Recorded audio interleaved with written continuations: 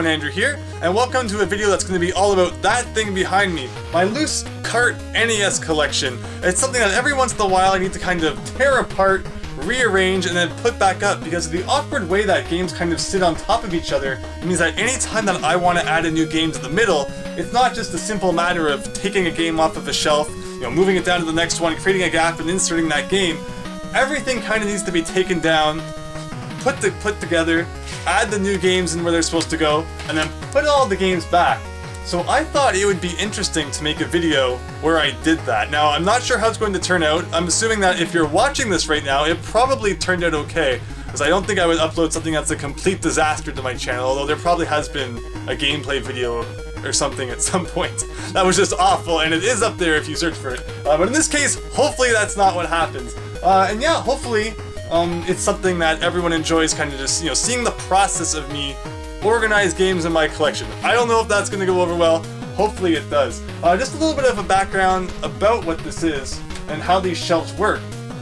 Before we get too into it, and then before we put the games away, I'm actually going to show you some of the new NES things that I've picked up since I've last made a pickup video that we're going to be adding to this.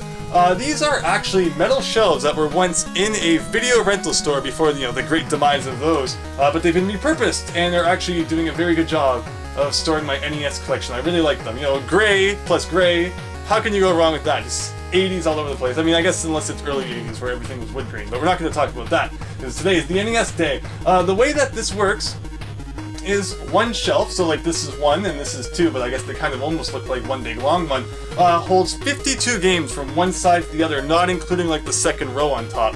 So 52 games, which means that from one side to the other you get 104 games, and then I stack them on top of each other. So right now there are currently 744 games on this shelf. Kind of.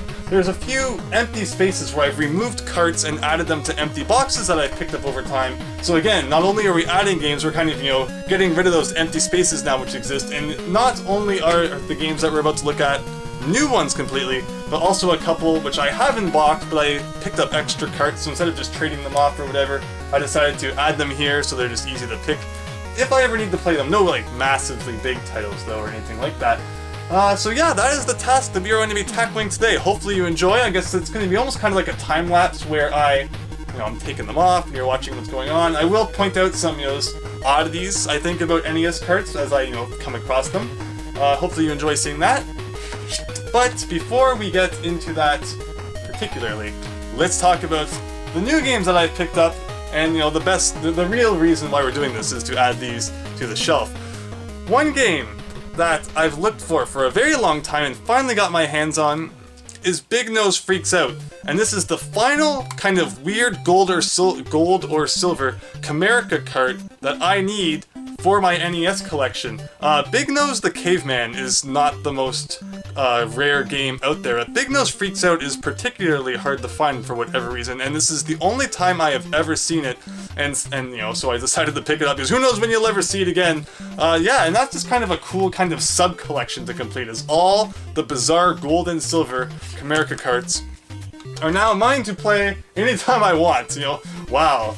What a present, right? But some of them aren't too bad, but then some of them are kind of as with most, unofficial NES games. Next up here is actually a licensed NES game, and that is Teenage Mutant Ninja Turtles. Gotta get my thing in front of the camera here. Tournament Fighters, also sometimes, TMNT 4. Definitely, the rarest of all 4 Teenage Mutant Ninja Turtle games on the NES. And that's a really cool one to finally add to the collection. Next up is actually a PAL game, and that's it again. There are PAL games mixed in with this as well. So like when I said 744, again, there's some that have been removed. Also there's some PAL games and some other oddities, some Australian games. It's craziness in there, but I just like to keep them all together. I don't particularly separate them, because when you have the top loader NES, you can play them all anyway, right? So here, the next one is Parodius. For some reason, never released in North America, which I don't know why, considering it's a pretty fantastic game. Just a classic shoot 'em up, but with lots of craziness going on the NES, and it's just, it's in such nice shape, and I saw it, and I'm like, that's a really cool NES game to add, especially since it was never released in North America. Next thing up here is actually a multi-cart, 350 in one. and it is this close to being the biggest NES multi-cart that I own, with the biggest one being 370. I think today you can buy like, a bajillion in one. Well, I mean, I do have those weird Famicom ones that one of them I think is like 10 million in one, but it's actually just the events from like track and field repeated like 500 million times. That's such a silly cart. But I do like these really weird, like light gray, white multi-carts. They're just so bizarre, and I mean, they really speak to, back then when they were made, who knows what country this was probably sold in, based on the characters, probably, China or Thailand or something like that. The thing about this, though, is my multi-carts are way down at the end here. Not sure how well this is going to turn up. Hopefully this is turning out well. As you can hopefully see, this kind of block of weirdly, similarly shaped carts. And that means that we really have to take apart the entire wall to get down to that section to add this cart to it. But I love my old Bizarre multi-carts, and I think one day we're definitely going to have to revisit my collection of them. It was a long time ago I made a collection about NES multi-carts that I own, and I certainly own a lot more of them now, despite the fact that a lot of them are kind of similar. I still think that they're super cool. And whenever I pick up old ones like that, not the new ones that are, just like pumped out on, eBay or whatever it is like that in a million per second these days, but the older ones, super neat, and super happy to add that one to my collection. Here, we have the Untouchables, although this is actually a weird, like, second release label variant. It's really strange. When I first saw this, I thought it was, like, the PAL version or something like that, because the label, I should have gotten the original release out. It's just so different. I have no idea why they changed it. Like, this game, 2 different labels, yet it's the same game. And yet you have, like, Indiana Jones and the Last Crusade, exactly the same label almost, but the 2 versions are completely different. It's really bizarre. But yeah, that's just kind of one of those NES oddities that I think is really neat, and since I came across it, we're going to be adding that to the shelf as well. So I mean, technically it's like having the same game on the shelf twice, but it's not the same game. Collecting isn't always, simple. Sometimes you gotta, make crazy decisions that just, blow everyone's mind. And the next games are just ones that I have complete in the box, but since I got extra carts and didn't feel like doing anything else with them, we're gonna add them to the shelf as well. Because, you just never know when I'm gonna want to play Fisher-Price Perfect Fit, one of the 3 incredible Fisher-Price games for the NES, to be sure. Also, The Adventures of Bayou Billy, which is a game that had so much potential, but it's amazing that it's made by Konami, and yet it could be so much better. Konami, you really messed that one up. The original, Donkey Kong Jr., a cool game to have on the shelf, despite the fact that, Donkey Kong Classics is right there, but maybe sometimes I don't want that original Donkey Kong and just want Donkey Kong Jr. Now I can play that without taking it out of the box. And Yoshi's Cookie, a very basic game, and again, another one which is going to make us go right to the bottom of this pile. So what we're going to do now is I'm going to start tearing this thing apart. I guess I'll probably do some speed up or something like that. I don't know. We'll see how I edit it. This is just me having fun, and hopefully you having fun watching it as well. We're going to add these NES games to that stack as we go. And all these games, I guess I should mention, are going into another room, and I'm going to try and get some footage of where the games are going as well. And again, edit it all together. Never done this before. Hopefully it's good. Make sure you let me know what you think in the comments below. But in the meantime, yeah, it's montage time or whatever it's called. Let's do it.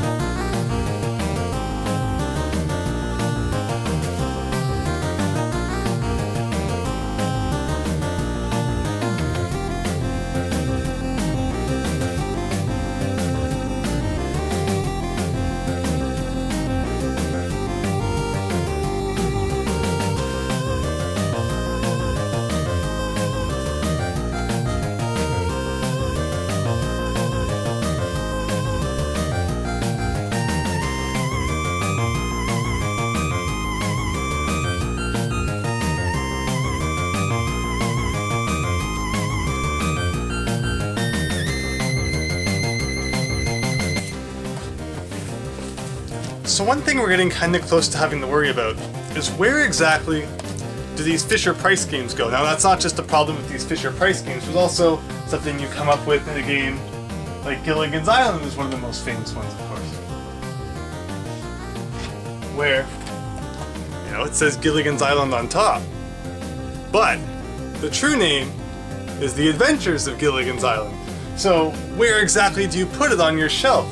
Of course, I usually, for this one, go with G, Gilligan's Island, because who's going to call it The Adventures of Gilligan's Island? Everyone's obviously just going to say Gilligan's Island. But for other games, such as these Fisher-Price ones here, which of course I mentioned one of them earlier, I always kind of sorted them based on their secondary name, because are they actually called Fisher-Price Firehouse Rescue and such, or is it really just Firehouse Rescue made by Fisher-Price? So I always ordered them by their secondary name and not so much by the Fisher-Price part, but I'm thinking that this time I may change that up and perhaps I'll keep all of the Fisher-Price games together. So I'm going to take the third one now, I Can Remember, take all these three and put them with the rest of the letter F games, and then we'll get back to sorting again. So, sorry to interrupt.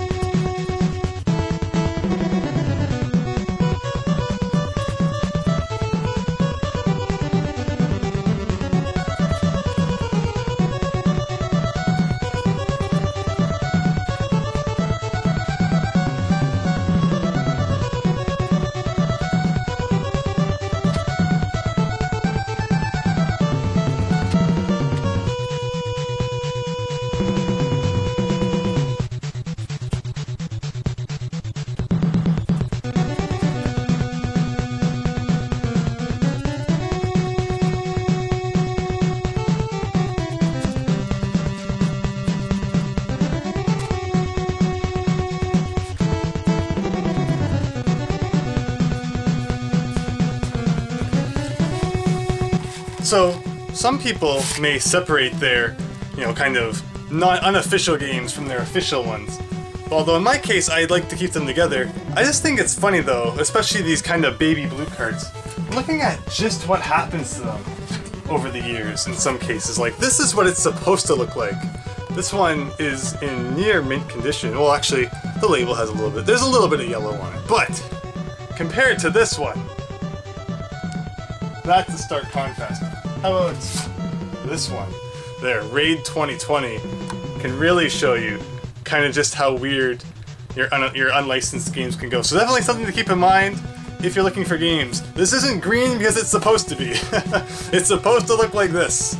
So that's just kind of a funny thing that, if I can find a better one, I usually will, but with the unofficial games, I don't usually particularly worry too much about it. It's of course nice to get better copies. This is what goes here. However, sometimes green is just what you gotta deal with.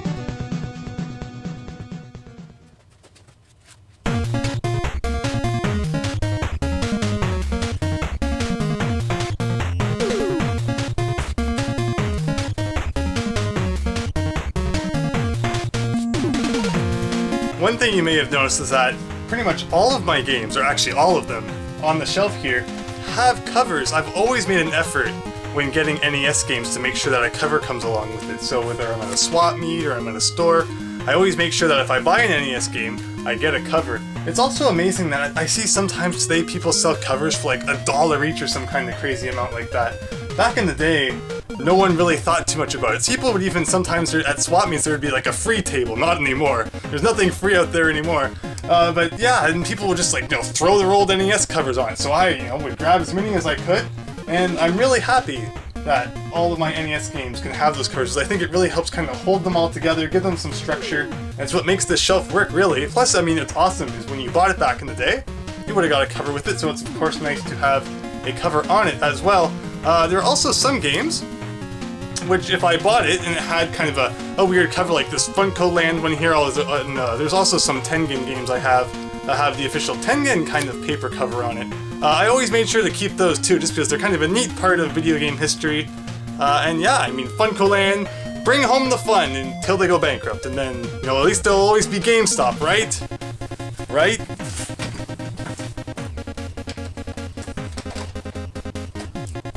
Probably not.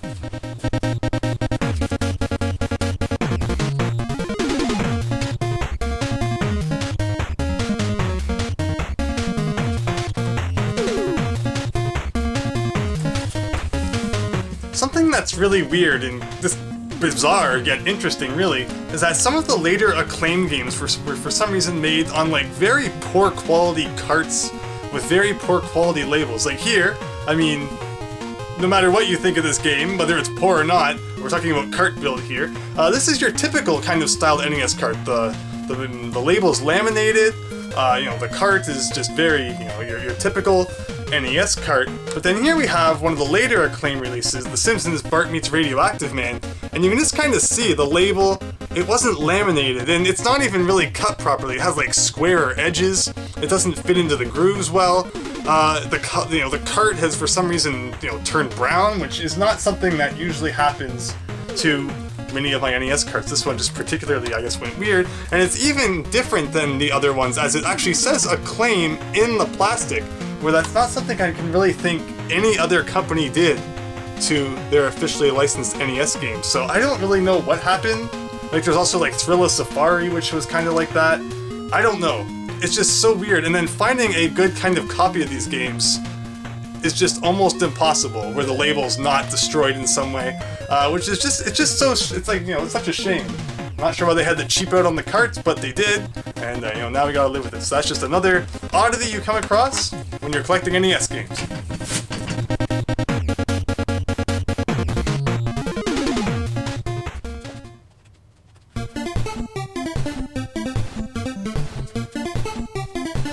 Speaking of things that you don't see too often, here is actually like an unofficial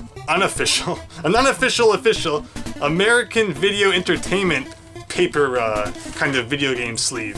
So if you have any of the American Video Entertainment games, such as like Solitaire and usually the ones found on Maxi 15 and such, there actually were kind of custom-made cases that came with them that you can keep your eye out for. Again, because they're paper, unlike the NES ones, which are nice plastic, survived the test of time for the most part, these paper ones, like the Tengen ones, the Funko Land ones, these ones, unfortunately, not so much. But hopefully, you can get your hands on a couple of them here and there. They're just neat to have.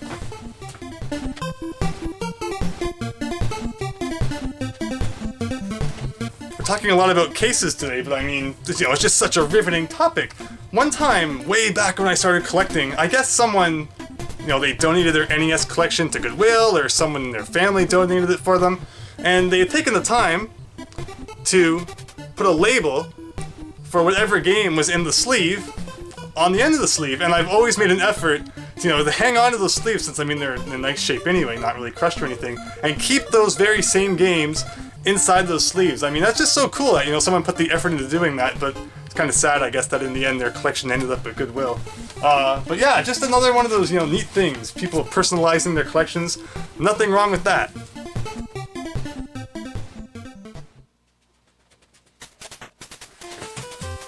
Continuing on that last point, I guess something similar to that today would be like the labels you can buy for your N64 cartridges and place them on the top, because of course they don't have any end labels, so it is kind of really a pain to figure out what game you're taking off the shelf. That's not something I've personally done, but I mean, it's really cool that someone put the effort into making those and that they are there for those who want to use them. Next topic we're going to talk about is, of course, a favorite of mine, Star Tropics, but not such a, favorite topic of mine as what to do when you're ordering your Star Tropics games on the shelf. Star Tropics 2 is so weird because the Star Tropics part of the title was actually reduced to a subtitle. Star Tropics came out here, very early, in the 90s, and then this was like, the second last game ever released for the NES, and they figured by that time that people might not even remember what Star Tropics is, so like, just make that part very tiny, and then, make Zoda's Revenge the title. But the problem is, when I order them on the shelf, I'm not going to put, Star Tropics 2, as it should rightfully be called, way at the end of the, of my alphabetical order. Well, Star Tropics is kind of somewhere, 3/4 down the line. I mean, they have to go together, despite the fact that, anyone, I guess, who doesn't know anything about Star Tropics is going to think that my ordering is crazy and that I saw like a Z as an S or something like that. But, that's the way it is in my collection. Zoda's Revenge after Star Tropics, and there's nothing you can do that would change my mind about that.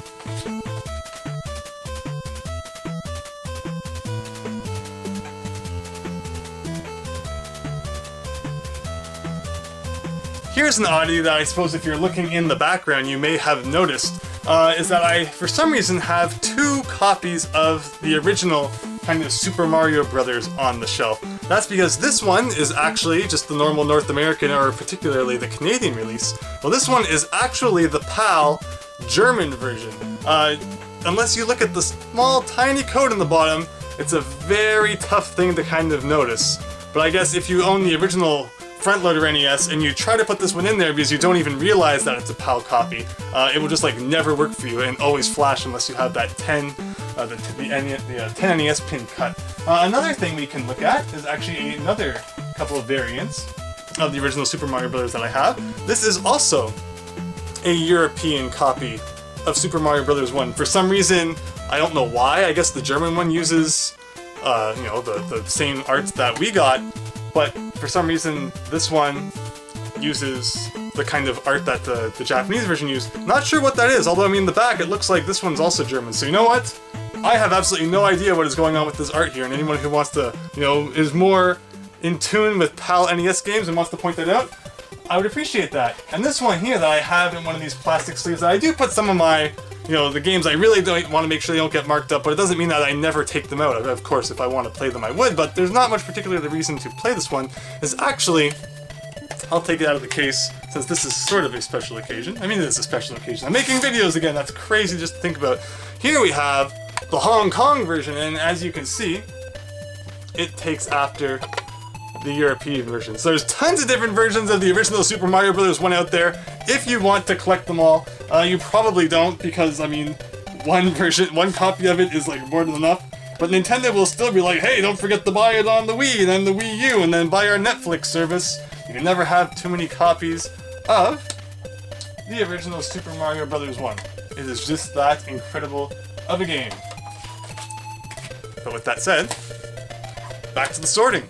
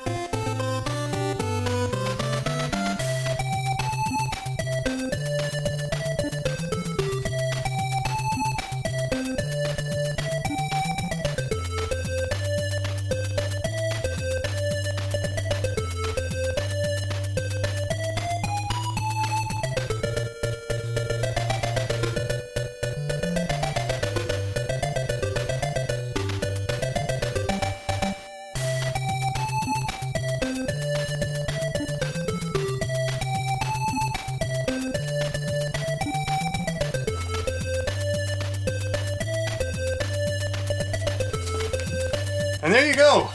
Everything's been removed. That's half the work done. Removed and stored, I guess I should say, except for those things at the end there. So what is at the end of my NES shelf? Here, we have a bunch of extra copies of Star Tropics, because, I mean, you can never have enough of those. They were kind of just, you know, hanging out at the end there.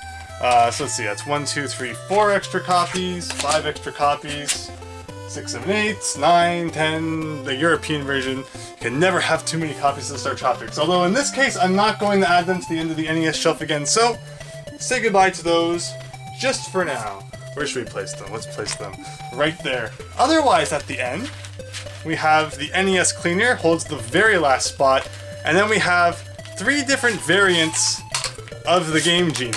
I don't know why the Game Genie needed so many variants. This is the original gold and purple one that I grew up with.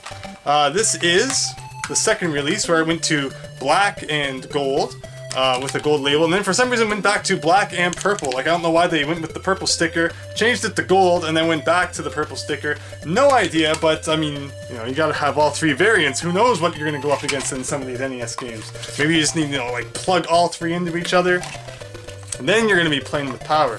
So with that, we have disassembled the entire NES shelf. And basically, I mean, the obvious next step is that we gotta put it back together. How exactly we do that is pretty much like how we took it apart. But before we do, let's take a second to admire what you can see back there, which is my ever-growing GameCube collection, something I've been doing while away. I've actually been collecting a lot of GameCube games and am less than 100 away from having a complete set, which I mean still sounds like it's kind of far, but it's a pretty big library. I mean, not compared to like the PS2 or something like that. GameCube is awesome, and I've been having a lot of fun collecting it, and it's definitely something that we will talk about someday in the future. But in the meantime, I got some games to put back. So see you in a bit.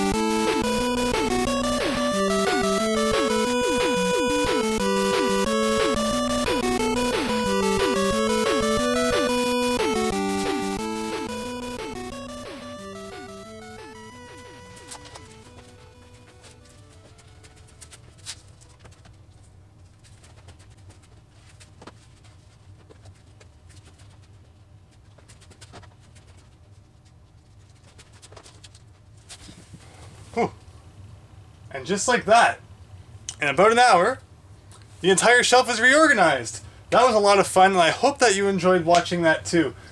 You know, the days of physical media like this, of being able to, like, you know, buy physical copies of games, it doesn't seem like there's too much time for them left. So if you're, you know, still buying games in the modern era, I definitely encourage you to, you know, enjoy physical games while you can. You know, display them proudly, admire their artwork, because the day is coming when, unfortunately, it looks like the only road is going to be digital. And, well, I mean, of course, it's still good, you know, that there'll be games out there to play. You know, people are already lamenting kind of the loss of manuals now. So just think how bad it's going to be when there's no physical games left at all. I know it's hard to imagine a world like that, but it's coming. So, you know, grasp it while you still can. Have fun with it, and, you know, be proud of it. So with that said, I hope that you enjoyed watching me reorganize my NES collection, get, you know, a few of my crazy thoughts regarding NES games in there in between. And yeah, hope you enjoyed it. Please let me know what you think in the comments, and hope to see you next time for something different. So thanks, and see you later.